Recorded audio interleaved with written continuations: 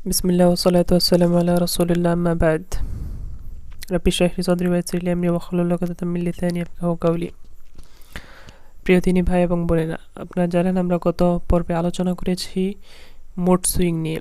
আমাদের এই সিরিজে আলোচনা করার কথা ছিল তিনটা বিষয় নিয়ে। প্রথম বিষয় মুড সুইং, দ্বিতীয় বিষয় হচ্ছে আমাদের উপর সোশ্যাল মিডিয়ার প্রভাব, এবং তৃতীয় বিষয় হচ্ছে হিন্দু ছেলেদের মুসলিম মেয়েদেরকে টার্গেট করে, আরও যদি স্পেসিফিকভাবে বলি মাদ্রাসার মেয়েদেরকে বা দিনদার মেয়েদেরকে টার্গেট করে প্রেমের ফাঁদে ফেলে দর্শন করা।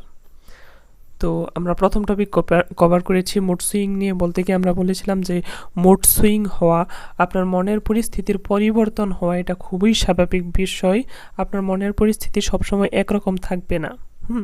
আপনার কখনো একটু একাকিত্ব মন চাইবে, কখনো একটু কোলাহল মন চাইবে, কখনো কাঁদতে মন চাইবে, কখনো হাসতে মন চাইবে। সব ঠিক আছে, কোনো কিছুতেই কোনো সমস্যা নাই যদি আপনি শরিয়ার সীমার ভিতরে থাকেন। দেখেন, আপনার মুড সুইং হয়ে আপনি যা ইচ্ছা তাই করতে পারেন, শুধু হারাম বিষয় বাদ দিয়ে। আপনার মুড সুইং হবে, এটা স্বাভাবিক ব্যাপার। আপনার মুড সুইংয়ের অবস্থায় আপনি আপনার যেটা ভালো লাগছে সেটা করতে পারেন, তবে আপনি পর্দা ছেড়ে দিতে পারেন না। আপনার মুড সুইং ভালো ছিল বলে আপনি হিজাব, নিকাব, হাত মোজা, পাও মোজা পরছেন, দেন জাস্ট মুড খারাপ হয়ে গেছে দেখে আপনি বোরকা টোরকা সব খুলে ফেলছেন, মডার্ন হয়ে গেছেন, এটা উচিত না। তারপর ফরজ নামাজ, ওয়াজিব যেগুলো আছে, ফরজ ওয়াজিব তরফ করা উচিত না।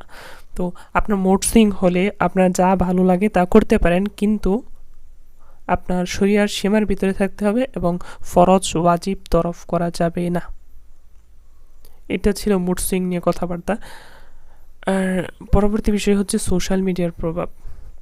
সোশ্যাল মিডিয়ার প্রভাবের আগে আমি আরেকটা বিষয় বলে নিতে চাই, কারণ হচ্ছে কি, আমি যখন মুড সুইং পর্বটা নিয়ে আলোচনা করছিলাম তখন আপনাদেরকে বলেছিলাম একটা ছেলে এবং মেয়ের কথা, যেখানে দেখেছিলাম যে একটা ছেলে হয়তোবা দেখা গেছে চিল্লা বা নেসাব তাবলিগের মাধ্যমে হিদায়াত পেয়েছে অথবা পাঞ্জাবি টুপিওয়ালা হয়ে গেছে। দেন ওই ছেলেটার সঙ্গ পেতে গিয়ে আরেকটা মেয়ে, যেই মেয়ে আগে হিজাব নিকাব করতো, বাট হঠাৎ করে কি হলো তার, যে সে সব খুলে ফেললো, দেন অ্যাগেইন ওই ছেলের সংস্পর্শে গিয়ে আবার হিজাবি নিকাবি হয়ে গেল, এরকম একটা অবস্থা।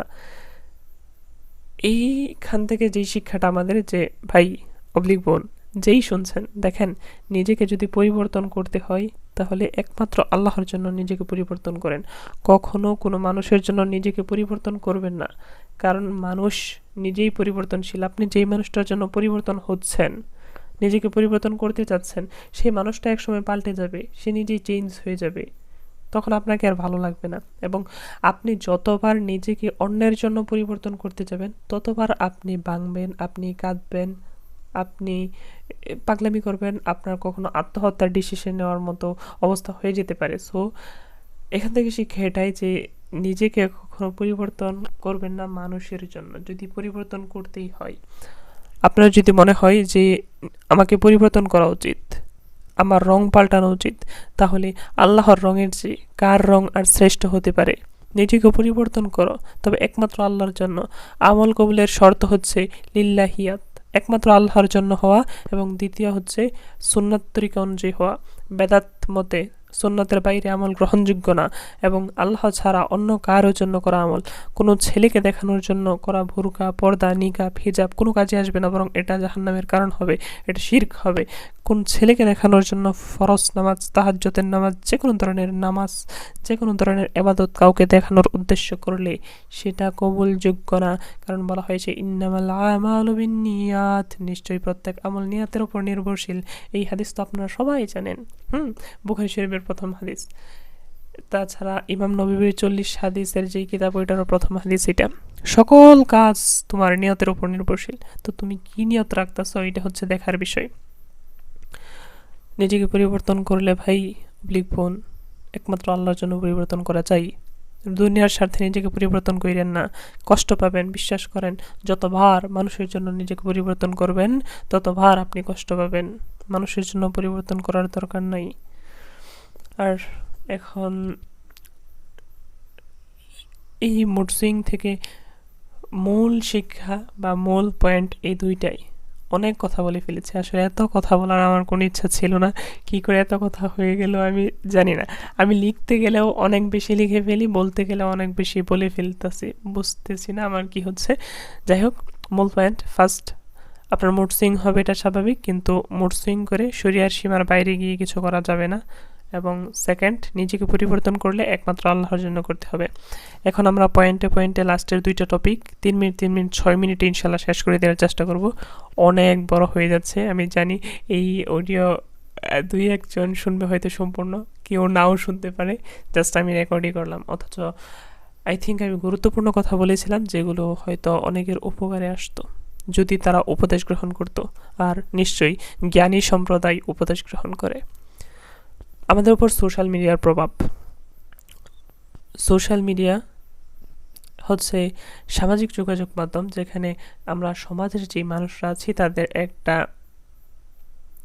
কি বলবো, এআই ভার্সন, অথবা বলতে পারেন আমাদের একটা ছায়া সোশ্যাল মিডিয়ায় থাকে। আমাদের প্রত্যেকের একটা আইডি থাকে, বা আমার প্রত্যেকের এক একটা ব্যক্তির ব্যক্তিত্ব এবং তার কাজগুলো সোশ্যাল মিডিয়ায় সাজানো থাকে তার প্রোফাইল হিসেবে। এবং আপনার প্রোফাইলে আপনি আপনার বন্ধুবান্ধবদের, আত্মীয় স্বজনদের যুক্ত করতে পারেন। এবং এখানে যেই বিষয়টা দেখা যায় যে সোশ্যাল মিডিয়ায় আপনি কতক্ষণ সময় দিচ্ছেন দিনের। আপনার দিনের যদি অধিকাংশ সময় সোশ্যাল মিডিয়ায় ব্যয় হয়, এটা খুবই খারাপ। আপনার দিনের খুব অল্প পরিমাণ, যেটুকু না হলেই নয়, ওইটুকু সোশ্যাল মিডিয়া ব্যবহার করা যায়। আসেন আমরা একটু দালিলিক আলোচনা করার চেষ্টা করি। আল্লাহ তাআলা কোরআনের সূরা তাওবার 119 নম্বর আয়াতে বলতেছেন, আল্লাহ তাআলা বলেন, হে ইমানদারগণ, তোমরা আল্লাহকে ভয় করো আর সত্যবাদীদের সঙ্গী হও। সত্যবাদীদের সঙ্গী হও বলতে আল্লাহ তাআলা শুধু যারা সত্য কথা বলে তাদের সাথী হতে বলেন নাই, বরং সৎ মানুষ, ভালো মানুষদের সাথী হওয়ার কথা বলতেছেন। এছাড়া আল্লাহ রাসূল সাল্লাল্লাহু আলাইহি ওয়াসাল্লাম ভালো বন্ধু এবং খারাপ বন্ধু, ভালো সহচর আর খারাপ সহচরের উদাহরণ দিতে গিয়ে বলেছেন, বুখারী, মুসলিম, এমনকি আবু দাউদে হাদিসটা এসেছে যে ভালো বন্ধু এবং খারাপ বন্ধুর উদাহরণ বা মেসাল হলো, ভালো বন্ধু আতর বিক্রেতার মতো। ভালো বন্ধু যদি তোমাকে কিছু নাও দেয়, তারপর তুমি আতরের গন্ধ পাবা। কিন্তু খারাপ বন্ধু হচ্ছে কামার, আছে না, যারা বিভিন্ন লোহার জিনিসপাতি তৈরি করে, লাইক ছুরি, দা, কুড়াল, কাঁচি। তো তোমার খারাপ বন্ধু হচ্ছে ওই কামারের মতো, যদি তোমাকে ওই কামার কিছু নাও দেয়, তুমি ছাই পাবা, বা সেখান থেকে এই ধোঁয়া পাবা, অথবা বলতে পারো আগুনের যে ফুঁক দেয়, সেই ফুঁক তোমার শরীরে আসবে, মানে ভালো জিনিস আসবে না। আচ্ছা, এটাকে আরো সহজভাবে বলার চেষ্টা করি আমরা, সেটা হচ্ছে সৎ সঙ্গে স্বর্গবাস, অসৎ সঙ্গে সর্বনাশ। সাহাবাই কারাম সাহাবা হয়ে উঠেছে আল্লাহর রাসূল সাল্লাল্লাহু আলাইহি ওয়াসাল্লামের সহবতের মাধ্যমে। তারা তো বুখারী, মুসলিম, তিরমিজি, আবু দাউদ, নাসাই কিছুই পড়ে নাই, তারা কিতাবের মাধ্যমে এত উপরে চলে যায় নাই। তারা যে উন্নত হয়েছে, তারা যে মানবকুলের মধ্যে শ্রেষ্ঠ হয়েছে, এটার কারণ হচ্ছে তারা রাসূলের সহবতে ছিল, রাসূলকে দেখেছে, রাসূল সাল্লাল্লাহু আলাইহি ওয়াসাল্লামের সাথী ছিল। তো মানুষ মানুষের সংস্পর্শে এসে মানুষ মানুষের সহবত পেয়ে দামি হয়। তো ভালো মানুষের সঙ্গী হওয়া এতটাই জরুরি। এখন দেখা যায় যে আমরা সোশ্যাল মিডিয়ায় কাদেরকে ফলো করছি, কাদেরকে ফ্রেন্ড বানাচ্ছি। আমরা যাদেরকে ফলো করছি তারা কি সত্যবাদী? সূরা তাওবার 119 নম্বর আয়াত তাদের ক্ষেত্রে প্রযোজ্য। রাসূল সাল্লাল্লাহু আলাইহি ওয়াসাল্লাম যে হাদিসে বলেছেন, ভালো বন্ধু হলো আতর বিক্রেতার মতো আর খারাপ বন্ধু হচ্ছে কামার কারকের মতো। তো আমরা যাদেরকে ফলো করতেছি, আমরা যাদেরকে ফ্রেন্ড বানাইতেছি, আমাদের ফ্রেন্ড লিস্টে যারা আছে, তারা কি আতর বিক্রেতা নাকি কামার, এটা দেখা যায়। এছাড়া আল্লাহ রাসূল সাল্লাল্লাহু আলাইহি ওয়াসাল্লাম আরেক হাদিসে বলতেছেন, এক চমৎকার হাদিস, আজীব হাদিস। আল্লাহর রাসূল জানেন কি বলতেছেন? রাসূল সাল্লাল্লাহু আলাইহি ওয়াসাল্লাম বলেন, মানুষ তার বন্ধুর ধর্মের উপর থাকে, কাজেই তোমরা দেখো কাকে বন্ধু বানাচ্ছ। মানুষ তার বন্ধুর ধর্মের উপর থাকে, কাজেই তোমরা দেখো তোমরা কাকে বন্ধু বানাচ্ছ। তোমার আত্মার আত্মীয়, তোমার প্রাণের বন্ধু যদি সেকুলার মনে হয়, তুমি একটা সময় সেকুলার মনে হয়ে যাবা। তোমার আত্মার আত্মীয় বন্ধু যদি মুশরিক হয়, সম্ভাবনা আছে তোমার মধ্যেও শিরক ঢুকে পড়বে। মনে রেখো, তুমি বলতে পারো আমি দাওয়ার মাধ্যমে আমার বন্ধুকে ভুল পথ থেকে সঠিক পথে নিয়ে আসব। বই পড়া গল্পে অথবা লাইব্রেরি প্রবন্ধে প্রমথ চৌধুরীর হয়তো একটা চমৎকার উক্তি ছিল, বেদি সংক্রামক স্বাস্থ্য নয়। তো খারাপ বিষয়টাই ছড়িয়ে পড়ে, ভালো বিষয় এত সহজে ছড়ায় না। ভালো বিষয় ছড়ায় কিন্তু এটা খুবই দৃঢ়ভাবে, আস্তে আস্তে, দাপে দাপে। সো আপনি যদি খারাপ বন্ধুদের সাথে মিশেন, সম্ভাবনা খুব বেশি যে আপনি খারাপ হয়ে যাবেন, আপনার দ্বারা আপনার বন্ধুরা ভালো হয়ে যাবে, সম্ভাবনা খুবই খুবই কম। সো এটা দেখা চাই আপনি কাকে বন্ধু বানাচ্ছেন, কাদেরকে ফলো করছেন সোশ্যাল মিডিয়ায়। আপনি জানেন আল্লাহ তাআলা কোরআনের মধ্যে কি বলতেছে? আল্লাহ তাআলা কোরআনের সূরা ফুরকানের 28 থেকে 29 নম্বর আয়াতে বলতেছেন, হাই আফসোস, আমি যদি অমুককে বন্ধু না বানাতাম, সে তো আমাকে পথ ভ্রষ্ট করেছিল যখন আমার কাছে উপদেশ এসেছিল।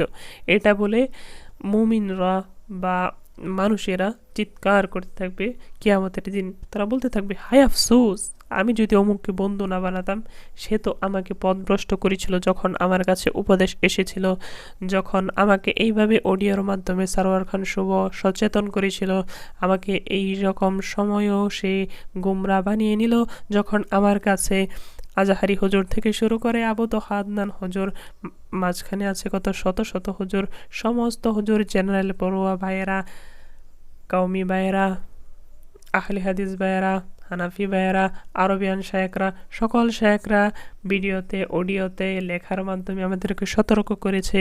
আমরা সতর্ক হয়েছি, আবার সেই বন্ধুদের পাল্লায় পড়ে এই সতর্কতা নষ্ট করে ফেলেছি, আমরা আবার পথভ্রষ্ট হয়েছি। তো মানুষ বলতে থাকবে, হাই আফসোস, আমি যদি অমুককে বন্ধু না বানাতাম, সে তো আমাকে পথভ্রষ্ট করেছিল যখন আমার কাছে উপদেশ এসেছিল। সূরা ফুরকানের 28 থেকে 29 নম্বর আয়াত।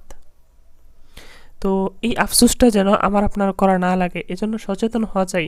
দুনিয়ায় থাকতেই সচেতন হন ভাই আমার, বোন আমার। কাদেরকে ফলো করছেন সোশ্যাল মিডিয়ায়, কাদেরকে ফ্রেন্ড বানাচ্ছেন। দেখেন সোশ্যাল মিডিয়ায় এখন অনেক সুন্দর সুন্দর বিষয় আছে, খারাপ বিষয় যেমন আছে, ভালো বিষয় আছে। যেই মানুষটা খারাপ পোস্ট করে তাদেরকে আপনি আনফ্রেন্ড করেন, তাদেরকে আনফলো করেন। খারাপ পোস্ট যদি আপনার ফিডে চলে আসে, ফেসবুক ফিডে চলে আসে, আপনি দেখবেন 3 ডটে ক্লিক করলে একটা অপশন আসবে আনইন্টারেস্টেড, ওইটার মধ্যে ক্লিক করেন। যেগুলো খারাপ বিষয় ওগুলোকে আনইন্টারেস্টেড দিলে ওই বিষয়গুলো আপনার সামনে আর দেখাবে না। আপনি যেরকম বিষয় পছন্দ করেন ওই বিষয়গুলোই বারবার আপনাকে সোশ্যাল মিডিয়ায় দেখায়। সো সোশ্যাল মিডিয়া ব্যবহারের ক্ষেত্রে যতটুকু ব্যবহার না করলেই নয়, অতটুকু সোশ্যাল মিডিয়া আমরা ব্যবহার করব এবং খারাপ বন্ধুদেরকে, খারাপ সেলিব্রিটিদেরকে আমরা অ্যাভয়েড করব, তাদের থেকে যত দূরে থাকা যায়। এবং আপনি জানলে অবাক হবেন যে এই যে আমাদের মুড সুইংয়ের উপর, মুড সুইং যে হয়, এটার একটা বড় কারণ এখন সোশ্যাল মিডিয়া। আপনি হয়তো জানেন যে এখন ইদানিং একটা পোস্ট খুব ভাইরাল হয়, যে বলা হয় এই সোশ্যাল মিডিয়ার কারণে, ফেসবুকের কারণে 5টা মিনিট মন খারাপ করে থাকা যায় না। ফেসবুকের কারণে 5টা মিনিট মন খারাপ করে থাকা যায় না। মানে আপনার মন খারাপ বা মন ভালো না, আপনি কি করছেন? ফোনটা হাতে নিচ্ছেন, ফেসবুকে ঢুকে পড়ছেন, আর এমন একটা পোস্ট দেখছেন আপনার এত হাসি পাবে যে আপনার মন খারাপ ছিল, কারোর সাথে কাইজ্জা লাগছেন, কারোর সাথে সম্পর্ক ছেদ করছেন, কি করছেন আপনি জানেন না, আপনি ওটা পয়টা হাসতে হাসতে পাগল হয়ে যাচ্ছেন। সো আপনি যে 5 মিনিট মন খারাপ করে থাকবেন তার সুযোগ নেই সোশ্যাল মিডিয়ার কারণে। আপনি কি মনে করেন এটা খুব ভালো দিক? মোটেই না। আপনি দেখেন, আপনি যখন সোশ্যাল মিডিয়া স্ক্রল করছেন, আপনি যখন ফেসবুক স্ক্রল করছেন, আপনি যখন টিকটক স্ক্রল করছেন, কি হচ্ছে? আসেন আমরা একটু ফেসবুক স্ক্রল করি। আপনি প্রথম স্ক্রল করলেন, ঢুকলেন, মাশাআল্লাহ মদিনার কণ্ঠে আজান। আপনি স্ক্রল করলেন, দ্বিতীয় ভিডিও আজাহারি হুজুরের ওয়াজ, যুবক তাড়াতাড়ি বিয়ে করো, বিয়ের মাধ্যমে চরিত্র হেফাজত হয়, মাশাআল্লাহ হুজুর কত সুন্দর ওয়াজ করলেন। তারপর আরে মাশাআল্লাহ সুবহানাল্লাহ, এই হাফিজুর রহমান সিদ্দিকী হুজুরের ওয়াজ, কি বয়ান, কি টান, কি শের, উর্দু ফার্সি, আজীব সুর, আজকে আমি পীর বুজুর্গ হয়ে যাব, এরকম একটা অবস্থা। হ্যাঁ, কিন্তু এর পরবর্তী ভিডিওটা কি? পরবর্তী ভিডিও হচ্ছে বা পরবর্তী পোস্ট হচ্ছে এরকম যে আপনার চ্যাট লিস্টের প্রথম ব্যক্তি আপনাকে বিয়ে করতে চাই। তো আপনি যাবেন চ্যাট লিস্টে, দেখবেন, দেখার পর এমন কাউকে দেখতে পাবেন যাকে দেখার পর আপনার হাসি পাবে, আপনি একা একা পাগলের মতো হাসবেন। তারপর আরেকটা পোস্ট বা আরেকটা স্ক্রল আপনি যখন করবেন, পরবর্তী পোস্ট থাকবে হয়তো তাহিরি হুজুরের দয়াল ওর লাইগা কোনো একটা গান। তো ওই গানটা শুনে ও মাশাআল্লাহ হুজুর কি সুন্দর গান গায়। এই বক্তাগুলার কারণেই তো এই দিন ধর্ম হচ্ছে না, ঠিক হচ্ছে না, এই বক্তাগুলো কমেডি করা শুরু করেছে, মানে হুজুরদেরকে দোষারোপ করা শুরু করবেন। এরপর আরেকটা ভিডিও দেখবেন, তখন আপনার সামনে হয়তো পড়বে হচ্ছে দিলবার দিলবার। আপনি আরেকটা ভিডিও স্ক্রল করতে যাবেন, দেখবেন পুষ্পা হুজুর পুষ্পা ওয়াজ করতেছে, মানে আপনারা যারা এই পুষ্পা বলেন যে কোনো হুজুর হয়তো মুভি রিভিউ দিতেছে, হ্যাঁ। তারপর আরেকটা পোস্ট, আপনি যখন আরেকটা স্ক্রল করবেন ফেসবুক, তখন হয়তো আপনার সামনে আসবে দীপানিতা। তারপর আরেকটা স্ক্রল করবেন, আপনি দেখবেন একটা সুন্দর ইসলামিক মিউজিক মেরে এখানে দুইটা কাপল দেখাচ্ছে, একজন জুব্বওয়ালা আর একজন হচ্ছে বোরকাওয়ালি। দেখার পর আপনার মনের মধ্যে একটা ভালো লাগা কাজ করবে, আপনার মনে মনে মন থেকে একটা কথা বেশি আসবে, আজ কেউ নাই বলে। তো এই যে যে মনের পরিস্থিতির পরিবর্তন, হ্যাঁ। আপনি দেখেন আজহারি হুজুর ওয়াজের সময়, ইস হুজুরের কথা কত সত্য। হাফিজুর রহমান সিদ্দিকীর বয়ানের সময়, ইস আমার তো আসলে ভালো হওয়া উচিত, আমি অনেক ভালো হব, আমি দুনিয়ার শ্রেষ্ঠ বুজুর্গ হয়ে যাব। এরপরে হুজুর যখন এক হুজুর আরেক হুজুরে কাফের কইতেছে, এই হুজুরদের যত সমস্যা। তারপরে ফিলিস্তিনের এক শিশু খাদ্যের জন্য কান্না করতেছে, ওফ আপনার মনটা এত খারাপ হবে যে কিছু করতে পারতেছি না, কি বাজে অবস্থা। তারপর তারপর আরেকটু পোস্ট হইতে দেখবেন যে সুন্দর ইসলামিক ব্যাকগ্রাউন্ড সাউন্ড মেরে আপনাকে কাপল দেখাচ্ছে, দেখার পর আপনার মনে হচ্ছে, ইস বাপ মা বোঝে না, যৌবনকালটা যাইতেছে গা, বিয়া তো তারা দেয় না। যাই হোক, এরকম একের পর এক আপনার মুড প্রত্যেক পোস্টে চেঞ্জ হবে। এক পোস্টে আপনি হাসতে হাসতে পাগল হয়ে যাবেন, আর এক পোস্টে আপনি কেঁদে মানে কান্না শুরু করবেন পোস্ট দেখে। আপনার এক পোস্টে রোমান্টিক ফিল হবে, আপনার একটা পোস্ট দেখার পর একটু কেয়ারিং ফিল আসবে, এরকম যদি আমারও থাকতো। এই যে যে মুড চেঞ্জ হচ্ছে, ক্ষণে ক্ষণে সেকেন্ডে সেকেন্ডে মুড চেঞ্জ হচ্ছে, এটার খুবই খুবই বাজে প্রভাব আমাদের মধ্যে পড়ছে। দেখেন একটা সময় শুধু মেয়েদের মুড সুইং হতে হয় বলে ধারণা করা হতো, বা ছেলেদের হলেও খুব কম হয়, কিন্তু ধীরে ধীরে সোশ্যাল মিডিয়ার কারণে এখন ছেলেদেরও মেয়েদের মতো সময়ে সময়ে মুড চেঞ্জ হয়। কী পরিমাণ যে মুড চেঞ্জ হয় আপনি চিন্তাও করতে পারবেন না। মেয়েদের এখনও বেশি হয়, কিন্তু ছেলেদেরও যে হয় না, মানে এত ঘন ঘন হয়, যেটা আসলে কাম্য না। তো মুড সুইং থেকে বাঁচতে চাইলে, খারাপই থেকে বাঁচতে চাইলে সোশ্যাল মিডিয়া থেকে দূরে থাকা চাই, অতটুকু ব্যবহার করবেন যতটুকু ব্যবহার না করলেই নয়। ভালো মানুষদের বন্ধু বানাবেন, কাদের বন্ধু বানাবেন, কাদেরকে আপনি বন্ধু বানাবেন, কাদেরকে ফলো করবেন। হাদিসে এসেছে তো, যাদেরকে দেখলে আপনার আল্লাহর কথা স্মরণ হয়, যাদের সাথে থাকলে আপনার জ্ঞান বৃদ্ধি পায়, যাদেরকে দেখলে আপনার আখিরাতের কথা স্মরণ হয়, এরকম মানুষের সাথে থাকা চাই, এরকম মানুষকে ফলো করা চাই, এরকম মানুষকে ফ্রেন্ড বানানো চাই। আপনি সোশ্যালি বলেন, সোশ্যাল প্ল্যাটফর্মে বলেন, অথবা বাস্তব জীবনে বলেন, সবসময় যখন আপনি এই সত্যবাদী মানুষদের সাথে থাকবেন, ওই যে সূরা তাওবার যে 119 নম্বর আয়াতে বলা হয়েছে, হে ইমানদারগণ তোমরা আল্লাহকে ভয় করো এবং সত্যবাদীদের সঙ্গী হও। যখন আপনি সত্যবাদীদের সঙ্গী হওয়া শুরু করবেন, আপনিও সত্যবাদী বা নেককার সৎ লোক হওয়া শুরু করবেন। তাই ভালো মানুষের সঙ্গী হওয়া যায়। সোশ্যাল মিডিয়ার কুপ্রভাব, সোশ্যাল মিডিয়াতে কত বাজে বাজে জিনিস হয়, আমি তো অল্প বললাম ভাই, আর বাকি কি কি হয় সোশ্যাল মিডিয়াতে ওইগুলো আপনারা আমার চেয়ে ভালো জানেন। আমি তো ভালো ভালো উদাহরণ দিয়ে আপনাদেরকে বোঝানোর চেষ্টা করলাম যে প্রত্যেকটা স্ক্রলে আমাদের মুড চেঞ্জ হয়ে যাচ্ছে। কখনো কাঁদছি, কখনো হাসছি, কখনো রোমান্টিক হচ্ছি, কখনো বুজুর্গ হচ্ছি, কখনো বন্ড, কখনো হচ্ছে নষ্ট, যা তা একটা অবস্থা। এবং পরবর্তী টপিক খুবই সেন্সিটিভ এবং খুবই সচেতন হওয়ার টপিক। সবাই মনোযোগ দিয়ে কথাটা শুনেন যে আল্লাহ তাআলা কি বলতেছেন। আল্লাহ তাআলা সূরা মাইদার 82 নম্বর আয়াতে বলতেছেন, তুমি অবশ্যই মুমিনদের জন্য মানুষের মধ্যে শত্রুতার অধিক কঠোর পাবে ইয়াহুদীদেরকে এবং যারা শিরিক করেছে অর্থাৎ মুশরিকদেরকে। আমি কি বলেছি আপনি বুঝতে পেরেছেন?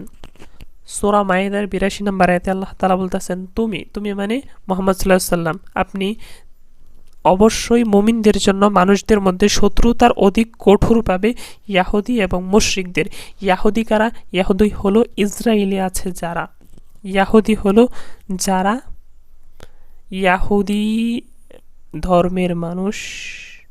আরও যদি ক্লেরিফাই করে আপনাকে বলতে চাই, তাহলে বলতে হবে ইয়াকুব আলাইহিস সালামের বংশধরেরা। ইয়াকুবের আরেক নাম হলো ইসরাইল। এবং ইয়াকুবের 12 সন্তানের মধ্যে একজন ছিল ইউসুফ, আর বাকি 11 জন ছিল হচ্ছে ইউসুফের ভাই। বাকি ঘটনা আপনারা সবাই জানেন, তো ঘটনা বলার এখন সময় নাই।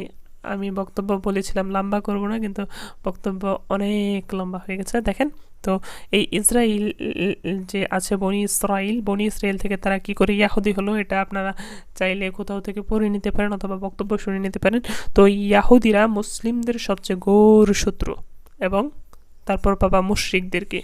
আর যারা খ্রিস্টান আছে, নাসারা আছে, তারা তাদের তুলনায় অনেক বন্ধুসুলভ বা আমাদের প্রতি এতটা কঠোর মনোভাব ধারণ করে না। এজন্য আপনি দেখবেন দলে দলে খ্রিস্টানরা মুসলমান হয়ে যায়, কিন্তু ইয়াহুদিরা খুব কমই মুসলমান হয়। যাই হোক, তো আল্লাহ তাআলা যেখানে স্বয়ং বলে দিচ্ছেন যে মুশরিকরা সবচেয়ে দুশ্মনী করবে মুসলিমদের সাথে, তো বোঝা যায় মুশরিক কারা ভাই। হ্যাঁ, হিন্দুরা আমাদের সহপাঠী হিসাবে, প্রতিবেশী হিসাবে আপনি হিন্দু ভাইয়ের সাথে ভালো ব্যবহার করবেন, এটা আপনার ধর্মের শিক্ষা, কিন্তু সচেতন থাকা চাই। তাদেরকে ওয়ালি বানানো যাবে না, তাদের কাছে এমন কিছু বলা যাবে না যা জানলে তারা আমাকে ব্ল্যাকমেইল করতে পারে। অথচ আমাদের মুসলিম মেয়েরা তারা জাস্ট কিছু সুন্দর সুন্দর মিষ্টি মিষ্টি কথার ফাঁদে পড়ে হিন্দু ছেলেদের প্রেমে পড়ে যাচ্ছে। ভাই মুশরিক কারা? এই যে আল্লাহ তাআলা সূরা মায়েদার 82 নম্বর আয়াতে বলতেছেন, অবশ্যই তুমি মুমিনদের মধ্যে শত্রুতার অধিক কঠোর পাবে ইয়াহুদি এবং মুশরিকদের। মুশরিক হলো হিন্দুরা। হিন্দু সহ যত মানুষ পূজা করে, আল্লাহ ব্যতীত অন্য কিছুর পূজা করে, শিরক করে, তাকে বলা হয় মুশরিক। আর মুশরিকরা মুসলমানদের সবচেয়ে বড় দুশমন। এই হিন্দু ভাইদের দ্বারা যখন তুমি মেসেজ পাও, বোন আমার, মিষ্টি মিষ্টি মেসেজ করে যে তুমি পরীর মতো দেখতে, তুমি দেখতে আকাশের চাঁদের মতো, তোমার চেয়ে সুন্দর মেয়ে আমি আমার জন্মে দেখে নাই, সুন্দর সুন্দর মেসেজ পায়া তুমি ছেলেদের কথায় কি করে পটে যাও। দেখো বোন আমার, প্রেম করা সম্পূর্ণ নিষিদ্ধ ইসলামে। এমনকি মুসলিম ছেলেদের সাথেই তো ইসলামে বিয়ের আগে বিবাহ বহির্ভূত কোনো রকম সম্পর্ক নন মাহরাম ছেলে মেয়ের মধ্যে জায়েজ নাই। প্রেম সম্পূর্ণ হারাম হারাম হারাম, বিলকুল হারাম। আপনারা জানেন আল্লাহ তাআলা কোরআনে বলেছেন, ওয়ালা তাকরাবুজ জিনা ইন্নাহু কানা ফাহিশাতাও ওয়া সাআ সাবিলা।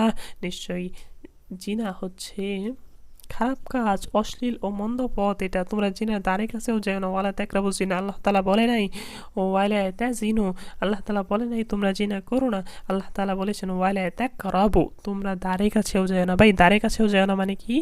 তাকাইও না, টাচ করো না, তাদের দিকে এগিয়েও না।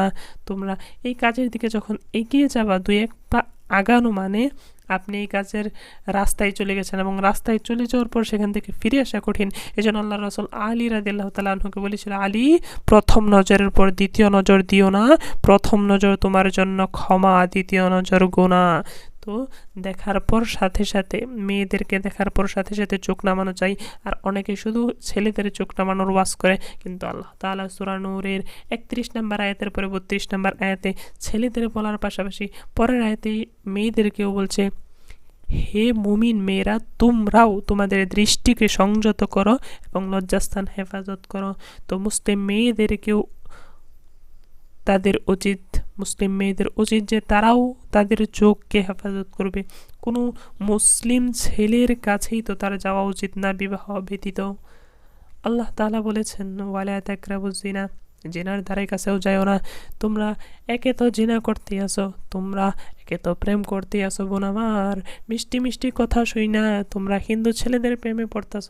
তারপর হিন্দু ছেলেরা তারা তো প্ল্যান করে তোমাদেরকে নষ্ট করার জন্য, মুসলিমদের ধ্বংস করার জন্য, মুসলিম মেয়েদের সম্ভ্রম নষ্ট করার জন্য ইচ্ছা করে প্ল্যান প্রোগ্রাম করে গ্রুপে আলাপ করে তোমাদেরকে পটাচ্ছে। তোমরা বুঝছো না কেন তোমরা এত বোকামি করছো বোন আমার? তোমরা না খুবই ইন্টেলেকচুয়াল, তোমরা না নিজেদের খুব অধিকার বোঝো, তোমরা না অধিকার সচেতন, তোমরা না তোমাদের আত্মসম্মান সচেতন। তোমরা যদি এতটাই আত্মসম্মান বোঝো, তোমরা যদি এতটাই অধিকার বোঝো বোন আমার, হে প্রিয় বোন আমার, আমি তোমাকে বলছি, যদি তুমি এতই আত্মসম্মান আত্মমর্যাদা বুঝে থাকো, একটা হিন্দু ছেলে যে মুশরিক, আল্লাহ তাআলা বলেছেন মুসলিমদের সবচেয়ে বড় দুশমন ইয়াহুদি এবং মুশরিকরা, একটা হিন্দু মুশরিক ছেলে তোমাকে জাস্ট সুন্দর সুন্দর মিষ্টি মিষ্টি করে একটা কথা বললো অথবা তো একটা গিফট দিল, তাতেই তুমি তার সাথে বিছানায় চলে গেলে। ছি, লজ্জা লজ্জা।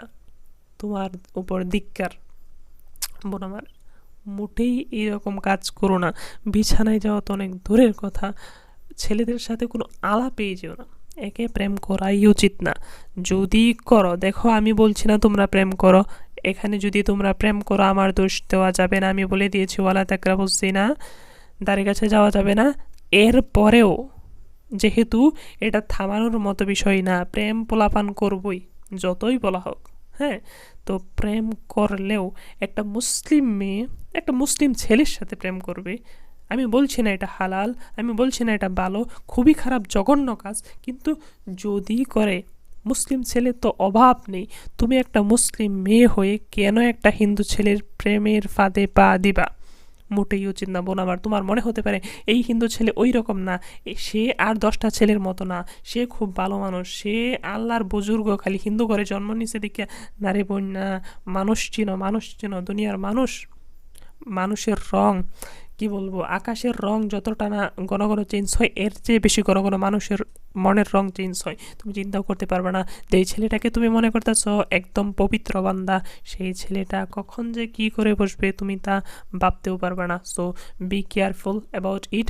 আর যদি কোনো দিনদার বোন এইরকম ভেবে থাকো যে সে আমাকে বলেছে আমি যদি তাকে বিবাহ করি, আমি যদি তার সাথে সম্পর্ক করি, তাহলে সে ইসলাম ধর্ম গ্রহণ করবে, সে মুসলমান হবে, এই নেকি পাওয়ার আশায় তুমি তার সাথে সম্পর্ক করছো, বোন আমার, এত বড় দায়ী হতে যেও না।